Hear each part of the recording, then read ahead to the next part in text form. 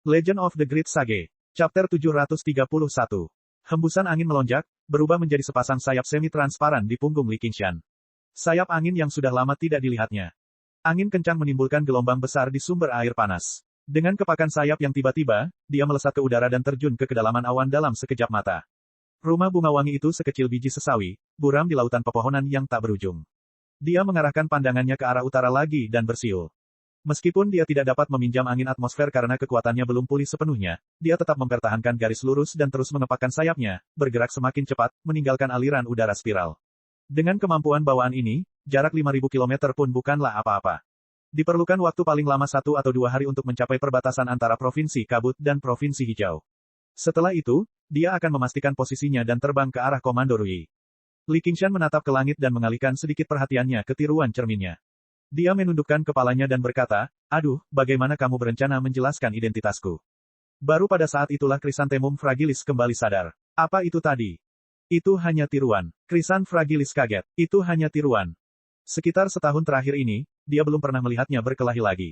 Dia hanya melihatnya tumbuh hari demi hari. Meskipun dia tahu dia terus bertambah kuat, dia tidak tahu seberapa kuat dia. Baru saja, dengan pandangan sekilas itu, dia mengerti betapa kuatnya anak di hadapannya ini. Di masa lalu, dia berjanji akan memberikan kebebasan padanya setelah menggunakannya paling lama 2 tahun.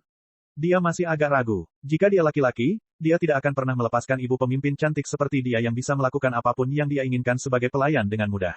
Sekarang, dia tidak lagi ragu. Baginya, dia sama sekali tidak berarti. Sebaliknya, dia merasakan sedikit keengganan dan kebencian di dalam dirinya. Li Qingshan berkata, "Saya menanyakan sebuah pertanyaan. Untuk apa Anda berdiri di sana? Aku hanya akan mengatakan bahwa kamu adalah laki-lakiku." Chrysanthemum fragilis berjalan mendekat dengan gerakan berayun dan berlutut untuk memeluknya. Dia menciumnya dalam-dalam dan berkata sambil tersenyum. Setelah menyembunyikan karakteristiknya sebagai daemon, dia kehilangan sebagian pesona jahatnya dan mendapatkan ketampanan yang lebih halus. "Bukan begitu, ayah," Li Qingshan berkata sambil tersenyum, tetapi nafsu di hatinya kembali menyala. Dia berpakaian bagus hari ini. Dia mengenakan mahkota perak indah di kepalanya dan gaun hijau dan hitam cantik yang menggambarkan sosok anggunnya. Dia dipenuhi dengan pesona eksotis yang mengharukan. Menundukkan kepalanya, dia bisa melihat jurang yang dalam. Dengan santai merogoh pakaiannya, dia meraih dadanya yang besar dan dengan ringan menarik kerahnya. Dengan suara, "Cila," sepasang kelinci giok melompat keluar. "Ah, Anda baru saja menindas putri pelayan ini, dan sekarang Anda ingin menindas pelayan ini. Sekte Teratai Putih akan secara terbuka merekrut murid di Pasar Bunga Wangi. Jika waktunya tiba, Anda bisa pergi saja. Aku akan memberitahu ahlu untuk tidak memberitahu siapapun tentang apa yang terjadi hari ini. Saya akan menulis surat. Anda hanya perlu memberikan surat itu kepada Zi dan dia akan mengembalikan barang tersebut kepada Anda. Tapi kamu harus berjanji padaku satu hal." Petik 2. Li Qingshan berkata, "Ada apa? Kalau sudah selesai, kamu harus kembali menemui pelayan ini. Tahukah kamu betapa sulitnya aku menunggumu dewasa? Tidak mudah bagimu untuk kembali, tapi kamu pergi begitu saja. Bukankah itu membuat hamba ini tidak berdamai seumur hidupku?" Keluh Chrysan fragilis. "Aku tidak tahu kalau itu sulit bagimu." Li Qingshan mengangkat alisnya sambil tersenyum. Mereka hanya bertemu secara kebetulan, jadi mereka masing-masing mengambil apa yang mereka butuhkan. Meskipun mereka belum pernah bersilangan pedang atau kaki, mereka tidak kekurangan metode lain, jadi keluhannya sama sekali tidak masuk akal. Chrysan fragilis membisikkan beberapa kata di telinganya. Hati Li Qingshan tergerak. Benar saja, ini adalah negeri barbar selatan. Suasananya sangat terbuka. "Oke, kalau begitu kita akan membicarakannya nanti. Saat itu, pelayan ini pasti akan membuatmu puas, Ayue." Chrysan fragilis mengerucutkan bibirnya dan tersenyum. Jika klan Bunga Wangi bisa mendekati pendukung ini, itu akan lebih dapat diandalkan daripada Sekte Teratai Putih. Sekte Teratai Putih memiliki terlalu banyak pengikut, dan sumber daya mereka terbatas. Sementara itu, sedikit manfaat dari orang ini saja sudah cukup untuk dia nikmati tanpa henti. Beberapa hari kemudian, Li Qingshan mengakhiri hari-harinya yang nyaman, atau lebih tepatnya membosankan, di rumah Bunga Wangi. Utusan Sekte Teratai Putih memulai ritual di Pasar Bunga Wangi. Teratai putih bermekaran satu demi satu, sebesar meja bundar. Aroma memenuhi udara, membuat orang terpesona. Setelah itu, dia mulai merekrut murid. Dia hanya menerima anak-anak di bawah usia 15 tahun, serta dukun dewasa yang memiliki yayasan. Sebelumnya, beritanya sudah tersebar. Pasar Bunga Wangi yang ramai menjadi semakin ramai. Siapa yang tidak ingin anaknya menjadi dukun? Bergabung dengan Sekte Teratai Putih adalah jalan pintas menuju kesuksesan. Di pasar yang ramai, anak-anak berbaris dan naik ke platform untuk menguji bakat mereka. Namun, kurang dari 1 dari 10 orang yang benar-benar memiliki bakat dalam berkultivasi, dan Sekte Teratai Putih sangat ketat dalam menerima murid. Jika bakat mereka terlalu buruk, mereka juga tidak akan menerimanya. Pada dasarnya, hanya 1 dari 100 yang diterima. Di tempat di mana tidak ada 100 aliran pemikiran, di mana tidak ada sekte besar yang berebut sumber daya, satu-satunya sekte teratai putih memang memiliki hak. Di bawah platform, di bawah pergola, Chrysanthemum Fragilis tersenyum. Utusan, kamu terlalu teliti. Ini adalah fondasi dan warisan dari sekte teratai putih. Bunda suci di atas, bagaimana saya berani mengendur? Utusan sekolah teratai putih adalah seorang lelaki tua yang baik hati dengan rambut putih dan janggut putih. Dia berbicara perlahan, dan suaranya lembut dan magnetis. Bahkan bagi anak-anak yang tidak memiliki bakat, dia menghibur mereka dengan kata-kata lembut tanpa sedikit pun rasa tidak sabar. Tidak mungkin orang lain mengasosiasikannya dengan aliran sesat. Saat ini, seorang anak naik ke peron. Segera, semua bunga teratai bermekaran, menimbulkan serangkaian tangisan. Utusan teratai putih segera meletakkan cangkir teh di tangannya. Ini adalah tanda bakat terbaik, dan dia tidak pernah menyangka akan bertemu dengannya di tempat sekecil ini. Ketika anak itu mendekat, matanya berbinar. Anak yang tampan. Siapa namamu? Anda termasuk suku yang mana? Petik 2. Aku Goldia, Yue. Sukuku dihancurkan oleh suku pemakan tulang. Pemimpin klan bunga wangilah yang menyelamatkan hidupku. Li Qingshan mengenakan serangkaian pakaian yang biasa terlihat di wilayah tersebut. Dia membungkuk ke arah Chrysanthemum Fragilis dan melirik Xiang Hualu di sampingnya. Xiang Hualu jelas tidak perlu menjalani tes apapun. Setelah duduk hampir sepanjang hari, dia merasa bosan. Saat dia melihat Li Qingshan, dia hampir menangis. Dia segera menutup mulutnya dan mengingat instruksi Chrysanthemum Fragilis. Awalnya, dia sangat membencinya, tetapi ketika dia mendengar dia datang dari Benteng Goldi, dia merasa kasihan. Ternyata, orang tuanya telah dimakan oleh orang barbar pemakan tulang. Suku pemakan tulang menderita kerugian besar di pasar bunga wangi, melampiaskan kemarahan mereka pada Benteng Goldi. Hal ini menimbulkan gangguan, namun segera dilupakan. Pasar bunga wangi memanfaatkan kesempatan ini untuk merebut tambang emas di Benteng Goldi dan membentuk kelompok pedagang baru. Setelah menghancurkan suku pemakan tulang, mereka menjadi suku terkuat di wilayah tersebut. Hutan di Provinsi Kabut selalu seperti ini. Suku-suku dengan berbagai ukuran muncul dan dihancurkan. Utusan tersebut menyatakan simpati terhadap kesulitan yang dialami Li Qingshan dan memuji Chrysanthemum Fragilis atas tindakan lurusnya sebelum menerima Li Qingshan. Li Qingshan berdiri bersama sekelompok anak-anak yang berhasil lulus ujian, tinggal menunggu hari keberangkatannya. Dia merasakan sepasang mata terus-menerus melirik, jadi dia berbalik dan tersenyum pada Xiang Hualu. Xiang Hualu segera memalingkan wajahnya, takut untuk melihat lagi. Pada saat yang sama, klonnya telah menginjakkan kaki di Provinsi Hijau. Namun, setelah memasuki Provinsi Hijau, dia menjadi sedikit lebih berhati-hati, sebisa mungkin terbang di atas awan. Ketika tidak ada awan, dia akan menemukan cara untuk menyembunyikan dirinya. Dia tidak ingin Raja Naga Laut mengetahui bahwa dia masih hidup. Ketika Li Qingshan hendak berangkat ke cabang Sekte Teratai Putih bersama utusannya, pemandangan yang familiar mulai memasuki pandangannya. Sudah hampir 3 tahun, dia akhirnya kembali. Li Qingshan tiba di pegunungan Chain terlebih dahulu. Formasinya masih ada, tidak rusak. Dia menghela nafas lega. Sepertinya, identitasnya belum terungkap, atau tempat tinggalnya tidak akan pernah terpelihara dengan stabil. Gu Yanying dan Hua Sengshan cukup baik. Mereka tidak membocorkan rahasianya hanya karena menerima kabar kematiannya. Selama mereka tidak mengatakan apapun, tidak ada yang akan mengganggu budidaya terpencilnya. Bahkan Han Qiongzi pun tidak mau. Bagi para petani, budidaya adalah yang paling penting. Budidaya terpencil tanpa muncul berarti mereka telah mencapai titik kritis. Budidaya itu sendiri sangat memakan waktu. Semakin tinggi budidaya seseorang, semakin tinggi pula budidayanya. Memasuki budidaya terpencil selama 2 atau 3 tahun bukanlah hal yang aneh. Ada juga beberapa orang yang mengeluhkan umur para kultivator yang panjang, jauh lebih lama daripada manusia, namun jumlah waktu mereka benar-benar menikmati hidup di dunia mungkin tidak selama manusia. Namun, orang-orang yang mengatakan hal itu tidak akan pernah mau menjadi manusia. Apakah N kecil masih belum kembali? Apakah dia telah mengalami kesengsaraan surgawi, atau apakah dia sedang mempelajari nyanyian Deva Naga? Petik 2. Li Qingshan kemudian berbalik ke kediaman Rusin. Pintu batu itu tertutup rapat. Dia memanggil beberapa kali, tapi tidak ada jawaban. Tepat ketika dia hendak pergi, dia tiba-tiba melirik ke bawah kakinya dan terkejut. Tanah di luar tempat tinggalnya sebenarnya tertutup lumut, yang juga berarti dia sedang bercocok tanam terpencil, terisolasi dari dunia luar, atau dia sudah lama tidak kembali ke tempat tinggalnya. Orang-orang datang dan pergi di kota Clear River. Itu sama ramainya seperti sebelumnya. Pintu masuk ke penjaga Hawk Wolf sama sepinya seperti sebelumnya.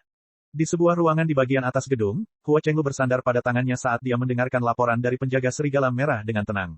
Dia telah menggunakan beberapa tahun untuk mengkonsolidasikan berbagai pemahamannya dari imbuemen kebijaksanaan, beradaptasi dengan status dan identitas seorang penggarap yayasan. Dia tampaknya memiliki kedudukan sebagai atasan. Namun, dari luar jendela, Li Qingshan merasa dia agak asing. Dibandingkan dengan dia, Chrysanthemum Fragilis yang tidak dia sukai tampak lebih dekat dan akrab. Bagaimanapun, ini sudah beberapa tahun. Ada alasan mengapa komunitas budidaya bersikap apatis terhadap hubungan antar manusia. Jika bukan karena fakta bahwa semua kultivator memiliki ingatan yang mengesankan, mungkin akan ada kasus di mana mereka akan melupakan nama teman dan keluarga mereka setelah keluar dari kultivasi terpencil.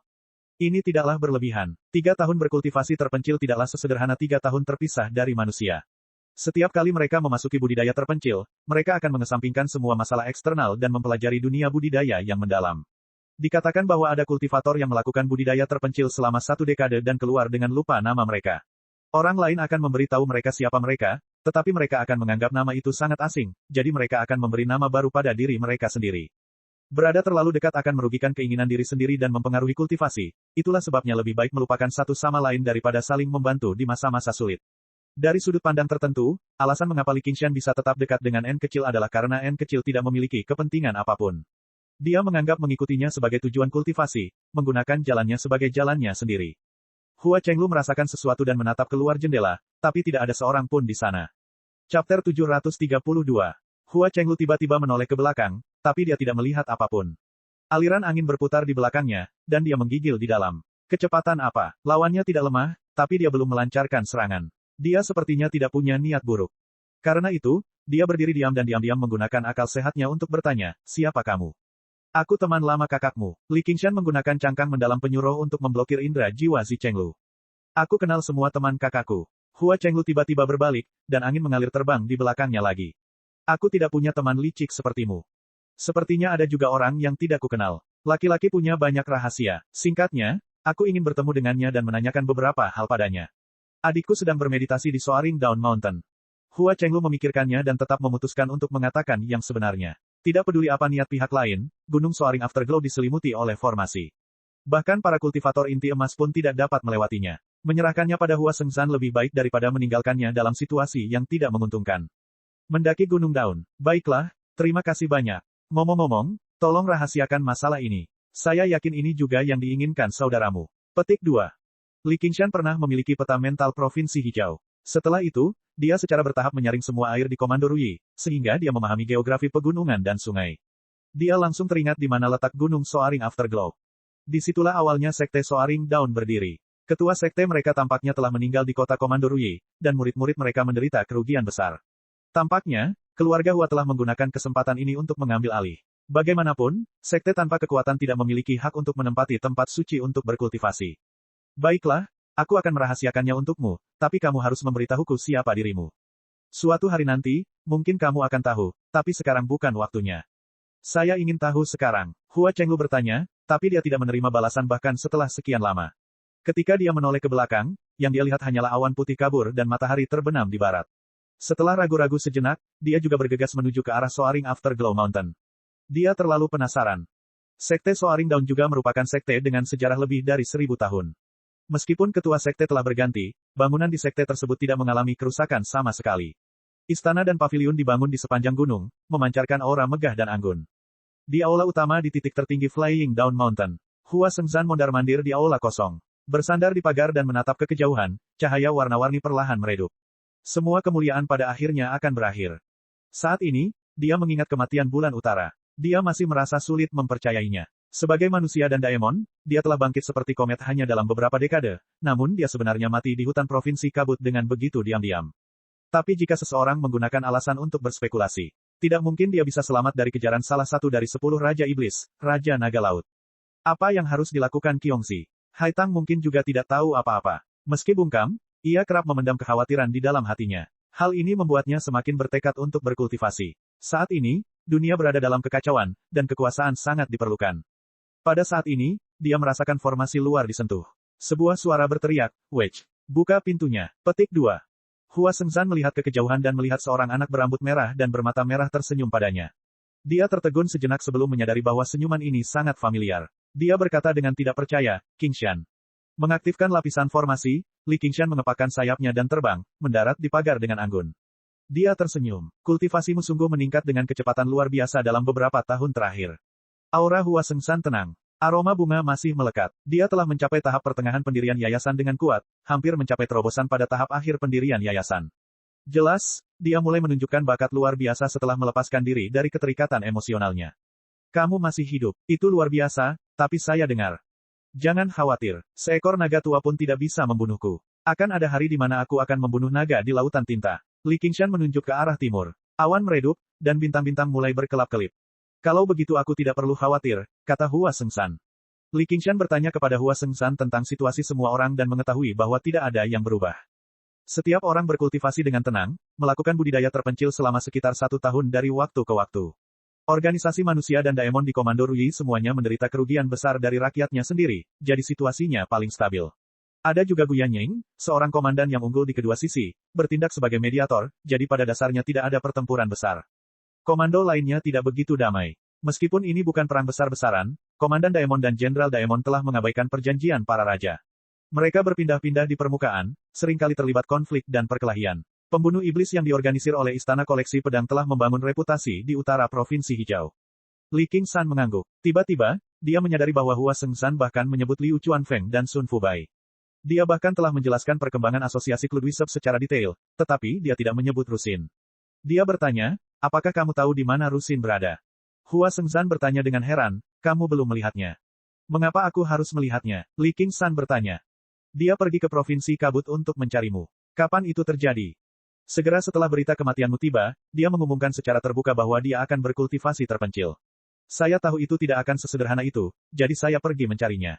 Dia berkata. Hua Sengshan terdiam. Li Qingshan menekan bahunya. Apa yang dia katakan? Dia berkata sambil tersenyum, saya menolak untuk percaya bahwa kematian bajingan itu akan sangat menggelikan. Dia membunuh putranya, jadi dia memburunya sampai dia mati. Bukankah itu sebuah lelucon? Kedengarannya seperti sesuatu yang akan dia katakan. Padahal, aku sudah berada dalam kondisi yang sangat buruk, namun dia bahkan tidak tahu bagaimana caranya bersedih sedikit pun. Li Qingshan berkata dengan ketidakpuasan, tapi matanya tersenyum dan tersentuh. Dia segera berangkat beberapa puluh ribu kilometer jauhnya untuk mencarinya segera setelah dia menerima berita kematiannya, tapi dia juga agak khawatir. Di mana dia sekarang? Dia menghabiskan sebagian besar waktunya bersembunyi, jadi tidak aneh kalau dia tidak bisa menemukannya. Kamu harus berbicara dengannya. Jika aku benar-benar mati, tidak ada gunanya meskipun dia pergi. Jika aku berhasil melarikan diri, aku jelas tidak akan ditemukan dengan mudah. Itulah yang aku katakan juga, tapi dia bilang meskipun dia benar-benar mati, seseorang harus pergi dan membakar kertas duka untuknya, kan? Saat dia mengatakan itu, ekspresinya sangat sedih. Aku sudah mengenalnya begitu lama, tapi aku belum pernah melihatnya seperti itu. Petik 2. Tidak ada yang meragukan bahwa Raja Naga Laut akan gagal membunuh Komandan Daemon. Dengan betapa pintarnya dia jelas mempercayai hal itu juga, tapi dia tetap melakukannya. Wanita yang merepotkan. Tidak bisakah kamu diam saja di rumah? Kamu bahkan membuatku pergi mencarimu. Li Qingshan menutup matanya sebelum membukanya lagi. Untuk sesaat, dia tergoda untuk meninggalkan lapangan Asura dan segera berangkat mencarinya. Saat ini, ekspresi Hua Sengshan berubah, dan dia menatap ke bawah gunung. Apa yang salah? Ini Chenglu. Biarkan dia menunggu di luar sebentar. Tidak perlu. Ini sudah larut, jadi aku harus berangkat juga. Oh iya, kenapa kamu tidak mencari guru dan menjadi murid? Jangan bilang kamu ingin menjalani kesengsaraan surgawi kedua dan mengangkat kembali Sekte Soaring Dawn sebagai Master Sekte. Petik 2. Aku tidak sekuat kamu. Aku ingin pergi ke Istana Koleksi Pedang dan menjadi murid setelah aku menerobos ke tahap akhir yayasan pendirian. Kamu ingin bergabung dengan Istana Koleksi Pedang. Jika saya ingin mencari seorang guru, jelas haruslah seorang kultivator hebat yang telah mengalami kesengsaraan surgawi ketiga. Dari 3 sekte besar di Provinsi Hijau, saya tidak bisa begitu saja menjadi biksu atau pergi ke Sekte Umbral Yin, di selatan. Li Qingshan ingin berkata, kamu adalah penjaga Hawkwolf, jadi bagaimana kamu bisa bergabung dengan Istana Koleksi Pedang? Mereka bahkan mungkin tidak mau menerima Anda. Selain 3 sekte besar di Provinsi Hijau, terdapat beberapa kultivator hebat di sistem kerajaan Sia besar. Namun, dia langsung mengerti apa yang ingin dikatakan Hua Sengshan. Dia tidak ingin melihat Gu Yanying lagi. Komandan Gu memberiku izin khusus untuk mengundurkan diri dari posisiku sebagai penjaga Hawkwolf. Dia bahkan mengirimiku surat yang mengatakan bahwa jika aku tidak bisa bergabung dengan Istana Koleksi Pedang, dia akan merekomendasikanku kepada seorang penggarap hebat Sekte Umbral Yin. Dia baru saja menyuruhku menunggu beberapa tahun lagi. Dia pada dasarnya sangat baik hati padaku. Sepertinya tidak mengherankan kalau aku jatuh cinta padanya. Petik 2. Hua Sengshan tersenyum pahit. Ini adalah sesuatu yang hanya bisa diimpikan oleh kebanyakan orang, tetapi hal ini membuatnya merasa sangat campur aduk. Apa yang kamu maksud dengan sangat baik hati? Dia seharusnya tahu bahwa kamu tidak akan menerimanya sama sekali. Li Qingshan berkata tidak setuju. Wanita malang itu selalu sempurna, sehingga tidak ada yang bisa menemukan kesalahannya. Dia tidak terlalu licin sehingga mengganggu, tapi dia menunjukkan sedikit rasa keterasingan. Dia bahkan mungkin tahu bahwa Istana Koleksi Pedang tidak akan menerimaku, jadi dia sengaja menyebarkan berita tersebut. Untuk mencegahku bergabung dengan Sekte Umbral Yin, Istana Koleksi Pedang mungkin sedikit lebih percaya diri.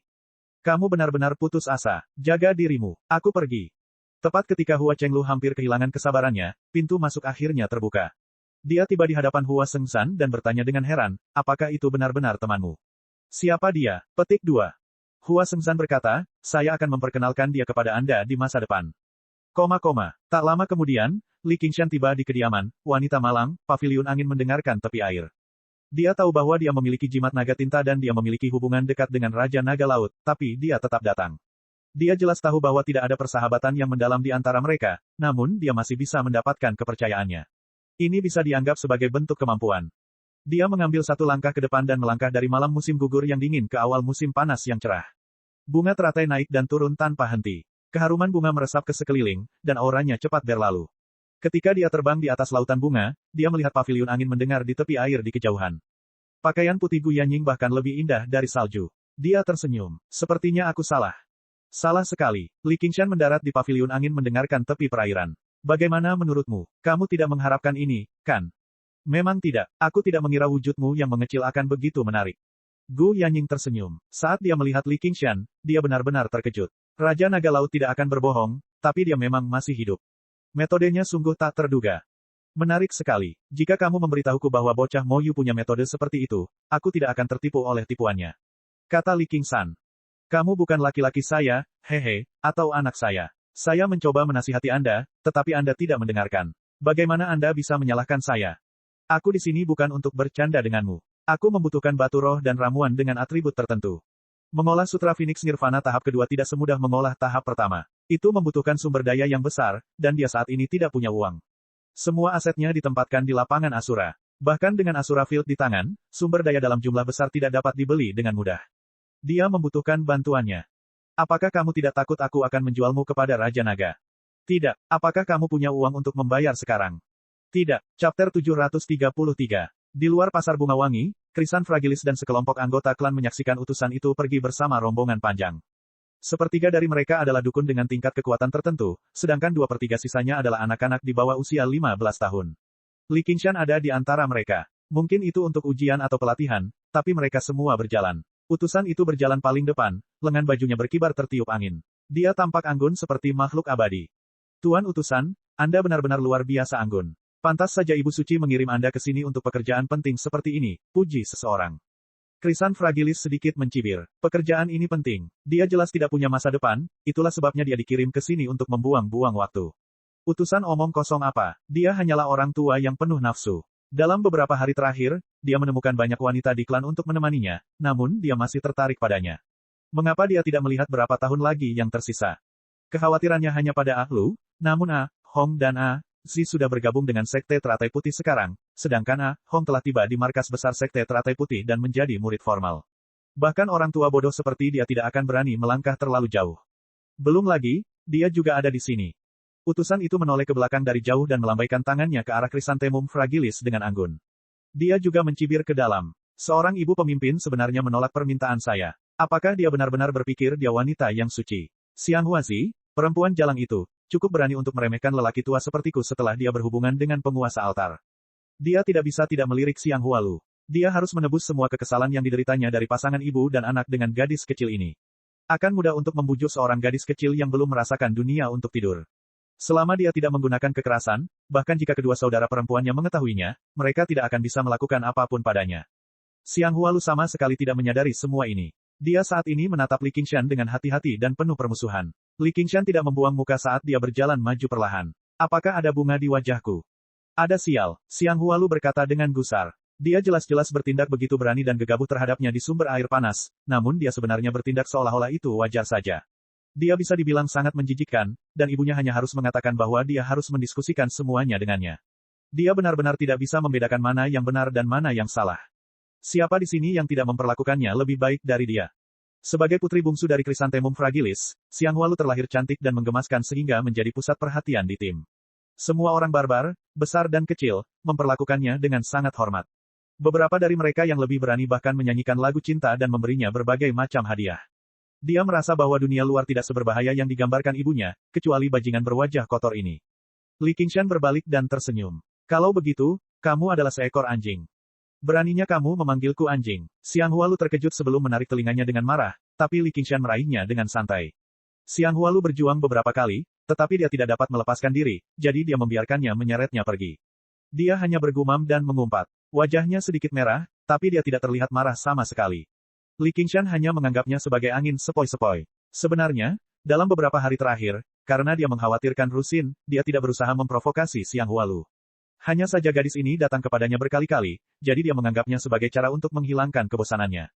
Tatapan bermusuhan yang tak terhitung jumlahnya melesat dari sekeliling. Jika bukan karena utusan di depan, mungkin sudah ada beberapa orang yang turun tangan untuk menyelamatkan gadis itu dalam kesulitan.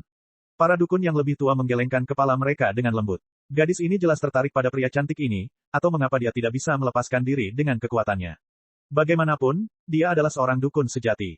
Cahaya dingin melintas di mata utusan itu. Anak bodoh ini, apa dia pikir dia bisa menyentuh daging di mulutnya hanya karena dia punya bakat?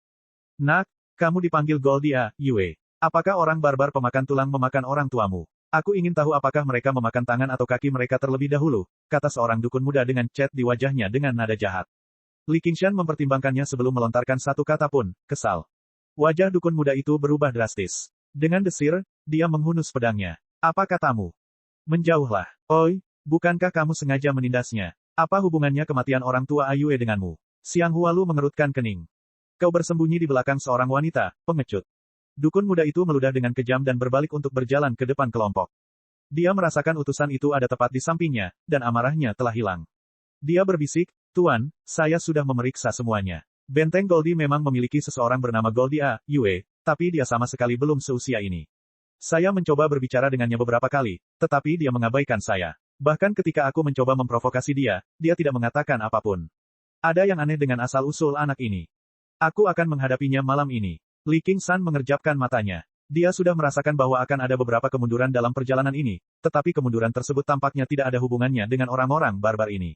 Ini adalah reaksi dari spiritualitas penyuruh. Matahari terbenam dan bulan terbit. Api unggun menyala dan berkobar dengan ganas. Setelah melewati hutan hujan sepanjang hari, para dukun masih bisa menahannya, tapi anak-anak sudah kelelahan sejak lama. Li Qingshan duduk di bawah pohon besar yang suram jauh dari api unggun tanpa ada perubahan ekspresi. Xiang Hualu duduk tepat di sampingnya dan berkata dengan bangga, jika bukan karena wewangianku, kamu pasti sudah mati digigit serangga berbisa. Li Qingshan hanya berbaring dengan santai dan menggunakan kakinya sebagai bantal tanpa menahan sama sekali. Dia menyilangkan kaki dan mengambil posisi yang nyaman. Xiang Hualu tercengang karena sikapnya yang tidak tahu malu. Dia dengan marah mengulurkan tangannya dan mencubit wajahnya, tapi gerakannya terlalu lembut. Itu lebih seperti keintiman daripada hukuman, dan ekspresinya perlahan menjadi manis. Sejak hari itu di musim semi pemuda yang tak menua, sebuah bayangan muncul di hatinya. Dialah pria pertama yang mencium dan membelainya seperti wanita, meski dia masih anak-anak. Dia tidak pernah berpikir dia akan bertemu dengannya lagi beberapa hari kemudian, dan hari-hari yang mereka habiskan bersama membuat bayangan itu semakin dalam. Dia hanya merasa dia berbeda dari siapapun yang pernah dia lihat dalam hidupnya. Dia tampak bersinar ketika dia berdiri di tengah kerumunan, mampu mengungguli semua orang di sekitarnya. Saat ini, sebuah lagu terdengar dari samping api unggun. Itu adalah lagu daerah tentang seorang pria muda yang merayu seorang wanita. 10 hari yang lalu, Li Qingshan masih menganggapnya menarik, tetapi sekarang, dia merasa muak, terutama ketika lagu itu diarahkan ke Xiang Hualu di sampingnya. Dia bernyanyi dengan sangat baik. Apakah kamu tahu cara bernyanyi? Xiang Hualu terkikik saat melihat betapa tidak sabarnya dia. Tentu saja, kata Li Qingshan. Di masa lalu, dia bahkan membuat wajah Pangeran Siking menjadi gelap. Kenapa kamu tidak menyanyikannya? Jika kamu ingin mendengarkan, tentu saja. Ayo, beri aku ciuman. Aku tidak percaya padamu. Kamu pasti tidak tahu cara menyanyi. Aku tidak akan tertipu. Li Qingshan mengangkat kepalanya dan mencium bibirnya dengan lembut. Tanpa menunggu dia sadar kembali, dia mulai bernyanyi dengan lembut, di bawah sinar bulan, bambu ekor phoenix, lembut dan indah seperti kabut hijau. Wanita baik di rumah bambu, mempesona seperti Ye Mingsu. Ketika suara itu keluar, bahkan Li Qingshan sendiri merasa itu aneh. Lagu di dekat api unggun segera menjadi sunyi. Semua orang menoleh dan mengangkat telinga untuk mendengarkan. Mereka belum pernah mendengar lagu yang mengharukan seperti itu sebelumnya. Indah dan jernih seperti suara alam. Saat lagu berhenti, semua orang masih tenggelam dalam lagu tersebut. Xiang Hualu, yang berada sangat dekat, memasang ekspresi tergila-gila di wajahnya. Li Qingshan menggelengkan kepalanya. Suara burung phoenix muda lebih jernih dibandingkan suara burung phoenix tua. Ini juga bisa dianggap sebagai salah satu manfaat transformasi phoenix. Indah sekali. Dari mana lagu ini berasal? Kenapa aku belum pernah mendengarnya sebelumnya? Xiang Hualu kembali sadar dan berkata dengan penuh semangat. Dia benar-benar melupakan kemarahannya karena dicium secara paksa. Ada banyak hal yang belum pernah kamu dengar sebelumnya. Li Qingshan menguap. Tiba-tiba, ujung telinganya bergerak-gerak seolah sedang mendengarkan sesuatu. Saat ini, sekelompok orang mendekat. Mereka adalah orang-orang barbar dengan berbagai ukuran. Mereka menatap Li Qingshan dengan mata yang kejam. Dalam beberapa hari terakhir, Li Qingshan tidak pernah berbicara dengan siapapun. Bahkan jika seseorang mencoba berbicara dengannya, dia akan mengabaikannya. Dia tidak mengatakan apapun kepada orang-orang ini. Di mata para pengamat, dia sombong dan keluar dari kelompok, yang membuat semua orang tidak senang. Selama ini mereka menahan diri karena takut pada utusan teratai putih. Sekarang setelah mereka menerima petunjuk, mereka semua melompat keluar. Api kecemburuan berkobar dengan ganas di hati mereka, bahkan lebih panas dari api unggun. Xiang Hua Lu berkata, apa yang kamu inginkan? Goldie Yue, kami ingin menantangmu. Lu, ini tidak ada hubungannya denganmu. Pergi. Li Qingshan berbaring dengan santai di atas kaki Xiang Hua Lu dan berkata dengan acuh tak acuh, saya dapat melihat bahwa kalian semua dipenuhi dengan kematian, jadi lupakan saja malam ini. Tatapannya tertuju pada utusan teratai putih yang berjanggut putih dan berambut putih di samping api unggun. Wajahnya juga tampak menakutkan. Dia takut untuk langsung menggunakan kekerasan terhadap Xiang Hua Lu yang memiliki latar belakang, tapi itu tidak berarti dia takut untuk menyentuh seorang anak yang berencana menyusup ke sekte teratai putih. Kamu hampir mati, namun kamu masih keras kepala. Hancurkan dia. Orang-orang barbar menghunus pedang mereka dengan desir dan mengayunkannya ke bawah, menggunakan metode terbaik yang mereka bisa untuk mengatasi masalah tersebut. Xiang Hua Lu terkejut. Dia tidak tahu kenapa sekelompok orang yang biasanya begitu ramah ini tiba-tiba menjadi begitu kejam, mencoba membunuh Yue. Dia akan menyerang. Dukun muda yang dimarahi Li Qingshan sudah berjalan diam-diam, berencana memanfaatkan kesempatan ini untuk menghentikannya. Bilahnya menyala dan darah menyembur. Tiba-tiba, terdengar tangisan yang menyedihkan. Untuk beberapa alasan, orang-orang barbar yang mencoba menebas Li Qingshan semuanya mendaratkan pedangnya pada diri mereka sendiri. Mereka berguling-guling di tanah kesakitan, dan dua di antaranya bahkan langsung melukai diri mereka sendiri hingga mati. Dengan itu, semua orang tercengang. Xiang Hua Lu tidak tahu apa yang terjadi, sementara dukun muda itu semakin bingung. Orang-orang di sekitar api unggun semakin bingung. Hanya ekspresi utusan itu yang berubah drastis. Saat itu juga, dia seperti melihat cermin. Gambar cermin air mempunyai efek memantulkan serangan musuh. Li Qingshan menggelengkan kepalanya. Menggunakannya pada orang-orang barbar ini pada dasarnya berlebihan. Apa yang kamu lakukan? Dukun muda itu berteriak pada Li Qingshan dengan nada mengancam. Utusan itu juga berdiri dan berkata dengan jujur, nak, beraninya kamu merusak fondasi sekte teratai putih kami. Saya tidak akan melepaskanmu hari ini. Semuanya, jatuhkan dia. Dukun muda itu hendak mengambil tindakan ketika hembusan angin busuk menyapu dengan daya isap yang kuat, menyedotnya ke dalam kegelapan di balik pohon. Seekor ular piton besar yang ditutupi pola uang, memancarkan Daemon Ki, menjulurkan kepalanya keluar dari balik pohon. Lehernya menggeliat dan menelan dukun itu. Ada binatang daemonik. Orang-orang barbar itu berteriak. Bukan, itu Dasmon. Li Qingshan mengoreksi. Dasmon ular itu tiba-tiba menoleh dan menatap Li Qingshan dan Xiang Hua Lu dengan mata dinginnya. Lidahnya yang bercabang berkedip-kedip saat mendekati mereka. Xiang Hua Lu merasakan seluruh darah di tubuhnya membeku. Dia hanya mendengar tentang teror Daemon, tapi dia belum pernah melihatnya. Sekarang setelah dia melihatnya malam ini, dia merasa itu bahkan lebih mengejutkan daripada legenda. Li Qingshan melambaikan tangannya dengan tidak sabar. Kencinglah dan makanlah. Chapter 734. Di hutan yang suram, api unggun berkobar, dan mata ular itu berkedip-kedip. Bau busuk meresap ke udara. Ia mendengarkanmu. Xiang Hua Lu menatap Li Qingshan. Dia tidak tahu harus berkata apa. Dia sudah tahu sejak lama bahwa dia jelas bukan manusia biasa seperti yang terlihat di permukaan. Hanya kekuatannya yang mengerikan saja sudah cukup bagi para dukun untuk mengungguli dia, tapi dia tidak pernah mengira dia benar-benar bisa memerintah Dasmon ular. Li Qingshan melompat berdiri dan mengangkat dagunya. Bukankah kamu sama? Bersiaplah untuk berangkat. Jangan takut, semuanya. Bunuh Daemon malang yang tersisa dari pemujaan Dewa Ular. Tuan Altar, tidak, Ibu Suci akan memberimu hadiah besar. Utusan ras teratai putih memerintahkan dengan keras dan menyerang lebih dulu. Dia menggerakkan artefak spiritual yang menyerupai taring dan menembakkannya ke arah Dasmon ular. Para dukun juga membangkitkan kekejaman mereka. Mereka mengeluarkan senjata dan menggunakan seni dukun, menyerbu ke arah Dasmon ular sambil berteriak. Dasmon ular itu mengayunkan ekornya dan menghempaskan artefak spiritual tersebut. Tiba-tiba ia membuka mulutnya yang menganga dan menyemburkan kabut. Ah!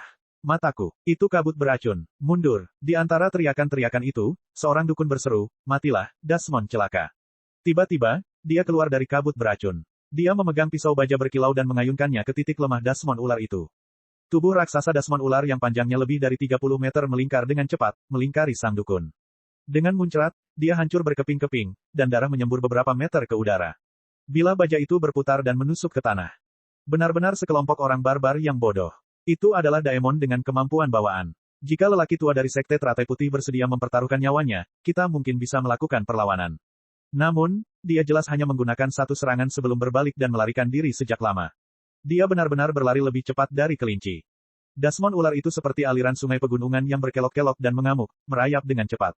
Beberapa saat kemudian, ia menelan lebih dari selusin orang. Entah itu dukun yang mengetahui seni dukun atau orang barbar biasa, tidak satupun dari mereka yang menjadi lawannya.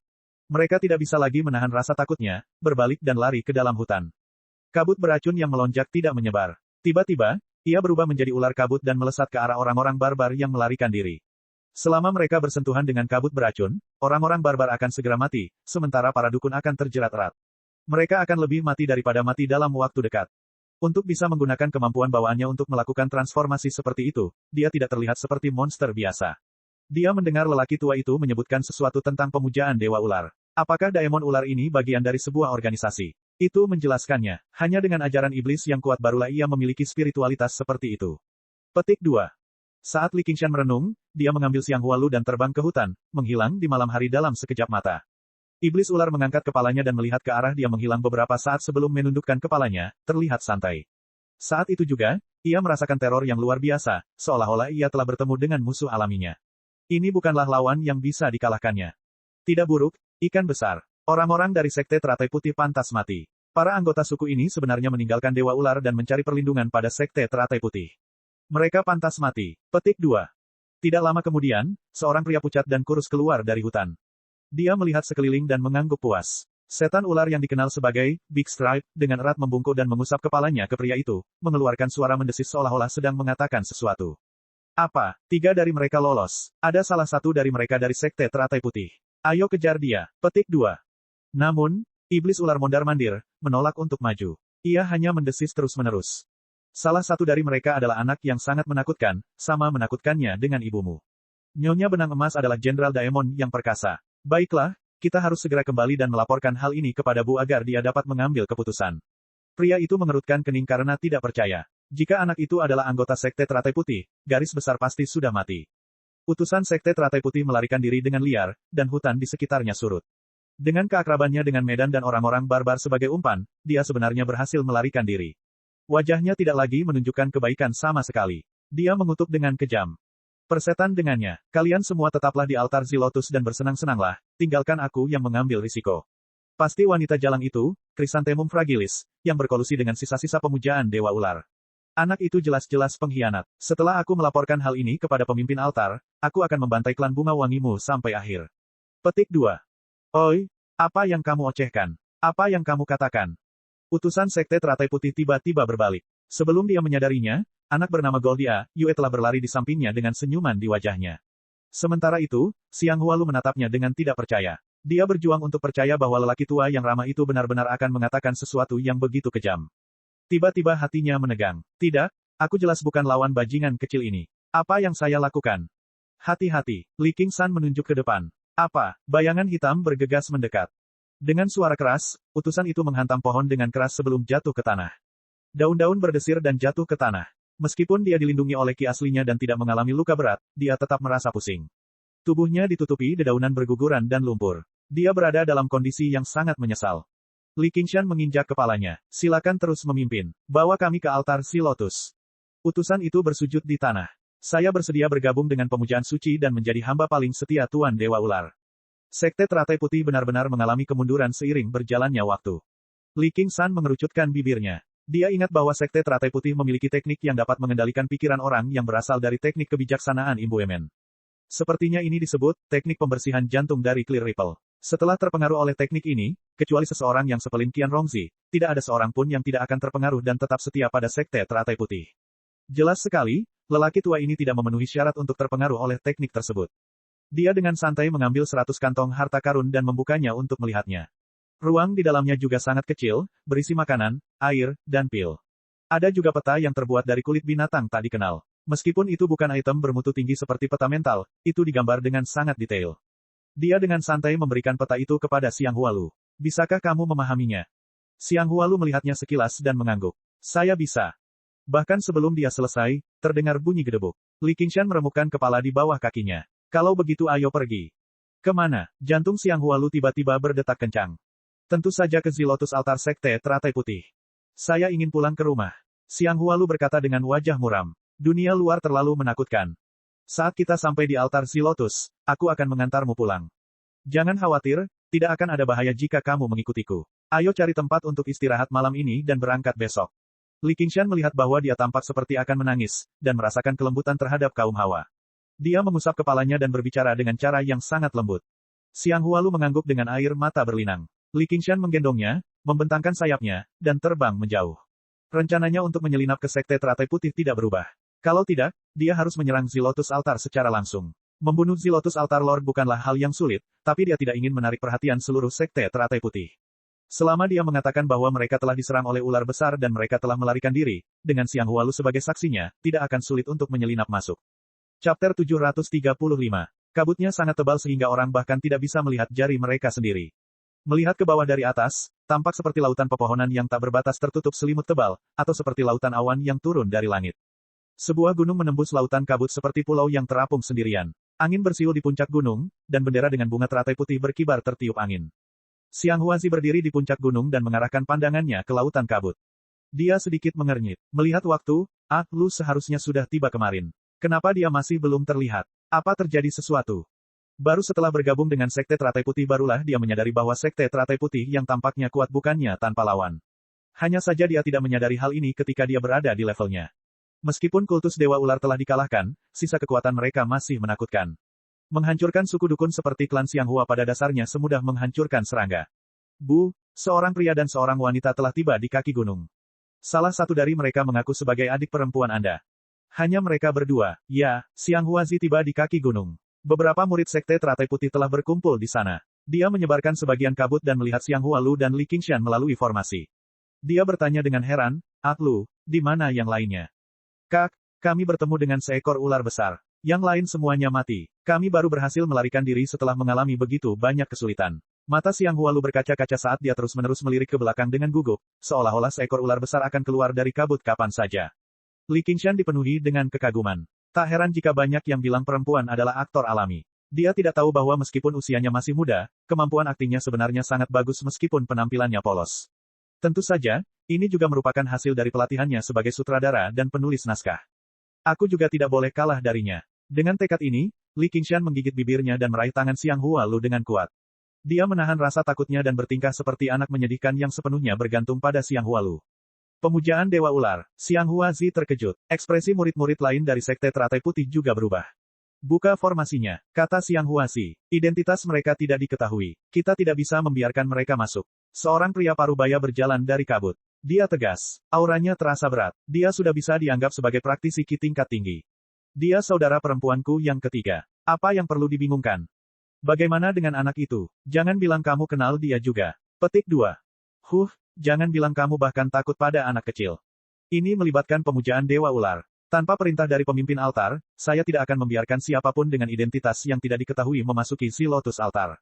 Jika dia benar-benar menemukan sisa-sisa pemujaan Dewa Ular, dia pasti akan mati. Bagaimana mereka berdua bisa lolos? Wajah pria parubaya itu penuh keraguan. Baiklah, aku tidak akan bertengkar denganmu, biarkan saja adik ketigaku masuk. Petik 2. Saya adalah murid utusan Tuan. Saya juga seorang murid dari Sekte Teratai Putih. Jangan tinggalkan aku di luar. Li Qingshan berteriak dan mencubit Xiang Hualu. Xiang Hualu buru-buru berkata, benar, kakak kedua. Dia dipanggil Goldia Yue. Dia bukan orang yang tidak dikenal. Dia ikut denganku dari pasar bunga wangi. Jika kamu meninggalkannya di luar, dia akan mati. Petik 2.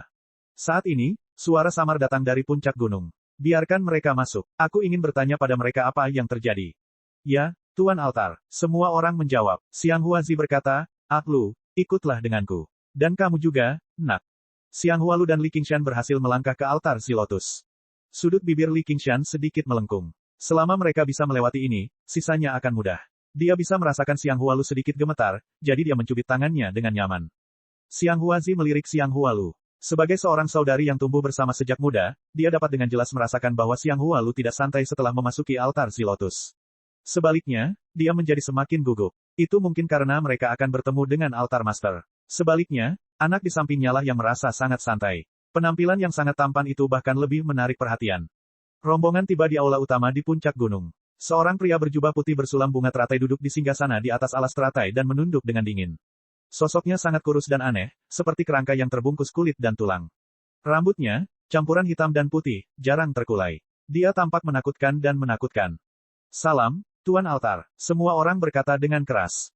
Li Qingshan telah mengetahui dari Chrysanthemum Fragilis bahwa sebagian besar pemimpin altar Sekte Teratai Putih adalah dukun kuat yang telah mengalami kesengsaraan surgawi pertama di hutan Provinsi Kabut. Mereka telah ditundukkan satu persatu dan dianugerahi gelar Master Altar, mendirikan 24 cabang batang surgawi dan cabang duniawi.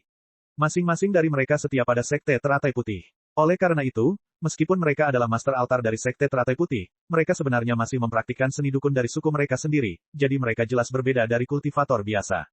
Xiang Hualu menceritakan semua yang telah terjadi. Semua yang dia katakan pada dasarnya benar, jadi dia tidak meninggalkan apapun. Dia bahkan mengarang identitas dan asal-usul Li Qingshan dengan cukup baik. Jika dia tidak mengirim orang untuk menyelidikinya dengan cermat, akan sangat sulit untuk mengungkapnya saat itu juga. Selama Li Qingshan mengambil kembali lapangan Asura dari Xiang Huazi, semuanya akan baik-baik saja. Pemimpin altar mengangguk dari waktu ke waktu. Ketika dia mendengar tentang bagaimana ular itu melahap utusan itu, dia bahkan meraung, mereka yang menyinggung Sekte Teratai Putih kita harus dibunuh tidak peduli seberapa jauh mereka berada. Sisa Dewa Ular tidak akan berumur panjang lagi. Petik 2. Para pengikut mengikuti dan berteriak, mereka yang menyinggung Sekte Teratai Putih kami harus dibunuh tidak peduli seberapa jauh mereka berada. Sisa Dewa Ular tidak akan berumur panjang lagi. Petik 2. Li Qingshan merasakan hawa dingin di hatinya, tetapi dia dapat mendengar bahwa slogan Master Altar datang dari lubuk hatinya dan hampir sepenuhnya tulus. Di sisi lain, meski suara para pengikutnya nyaring dan jelas, namun tidak ada ketulusan di dalamnya. Tatapan kepala altar tiba-tiba tertuju pada Li Qingshan. Bakat yang begitu tampan bisa lahir di suku barbar sekecil itu. Li Qingshan menunduk, tidak bisa berkata-kata. Dia seperti anak kecil yang gugup yang tidak tahu harus berbuat apa. Nak, ketua altar sedang berbicara denganmu. Pria parubaya yang menolak mengizinkan Li Qingshan masuk baru saja berkata dengan suara rendah. Dia masih muda, dan dia sudah sangat menderita. Dia masih belum sadar. Kalian semua, pergi dan istirahatlah yang baik. Sekte Teratai Putih tidak akan meninggalkan pengikutnya. Bunda Suci Bodhisattva mengawasi kalian semua dari surga. Ah si, kamu di sini. Petik 2. Setelah para pengikutnya bubar, pemimpin altar berkata dengan dingin, adik perempuanmu berbohong. Ada yang salah dengan bocah itu. Petik 2. Hati Xiang Huazi bergetar. Klan Bunga Wangi kami benar-benar setia kepada Bunda Suci dan Guru Altar. Aku percaya klan Bunga Wangi masih setia kepada Bunda Suci, tapi beberapa orang akan selalu tersihir. Pergi dan tanyakan baik-baik. Belum terlambat untuk memperbaiki perilakumu. Bagaimana kalau mereka masih mengatakan hal yang sama? Kalau begitu bawa mereka ke sini. Aku punya cara untuk membuat mereka mengatakan kebenaran. Senyuman kejam muncul di wajah pemimpin altar. Ya, hati Xiang Huazi bergetar. Jika benar-benar mencapai tahap itu, kondisinya akan lebih buruk daripada kematian. Jangan khawatir, saya juga akan mengingat kontribusi Anda. Selama Anda tidak pilih kasih, Anda tidak akan terlibat. Li Qingshan dan Xiang Hualu baru saja menetap di kediaman masing-masing ketika Xiang Huazi datang mencarinya. Sebelum dia dapat berbicara, Li Qingshan menyerahkan surat Chrysanthemum Fragilis miliknya. Xiang Huazi menerima surat itu dengan bingung. Setelah membacanya, ekspresinya berubah beberapa kali. Pada akhirnya, dia menggosok kedua tangannya dan menghancurkan surat itu menjadi bubuk. Dia berkata dengan garang, ada yang tidak beres denganmu. Bagaimana kamu menyihir ahlu dan ibuku? Petik 2.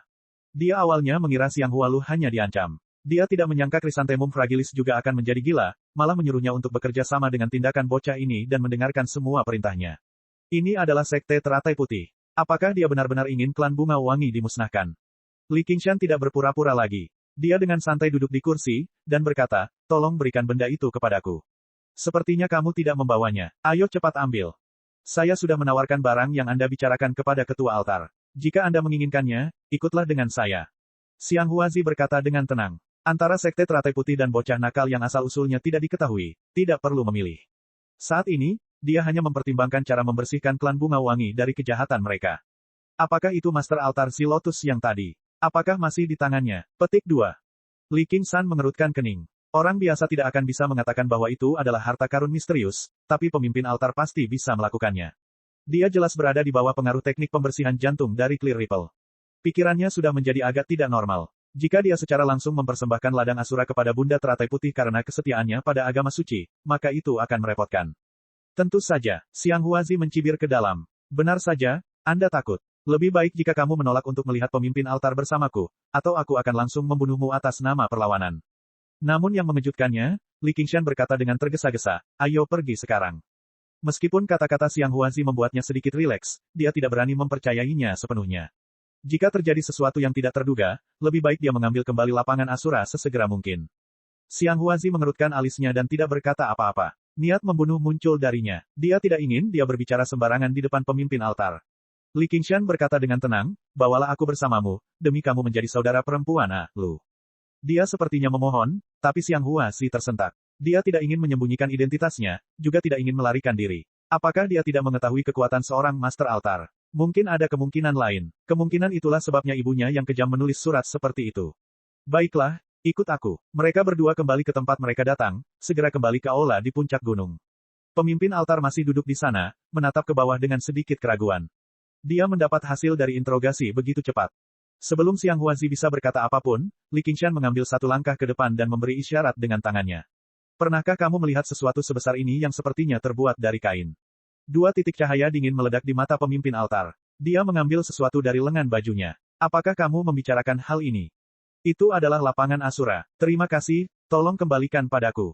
Li Qingshan menghela napas dalam-dalam, merasa sangat nyaman. Kenyataannya, dia terlalu khawatir. Teknik pembersihan hati dari Clear Ripple, berasal dari teknik imbuemen kebijaksanaan hebat. Meskipun hal ini memiliki efek hampir seperti mencuci otak, memungkinkan mereka membentuk logika pemikiran yang benar-benar baru, tidaklah mudah untuk menghapus kesadaran diri seorang kultivator dan mengubahnya menjadi budak. Terlebih lagi, bagi Sekte Teratai Putih, kerugiannya lebih besar daripada keuntungannya. Setelah pemimpin altar melihat lapangan Asura di tangan Xiang Huazi, dia segera menyadari bahwa ini adalah artefak legendaris. Dia sangat menghargainya, dan itu bahkan lebih berharga daripada putranya sendiri. Sekitar setahun terakhir ini, tidak ada momen di mana dia tidak ingin memperbaikinya.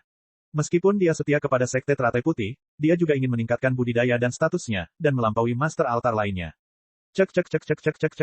Rakan-rakan kultivator sekalian, sebelum retret, sila terus berkultivasi untuk jurus subscribe, like, share dan komentar agar Sekte Novel Sadim terus berkembang pesat.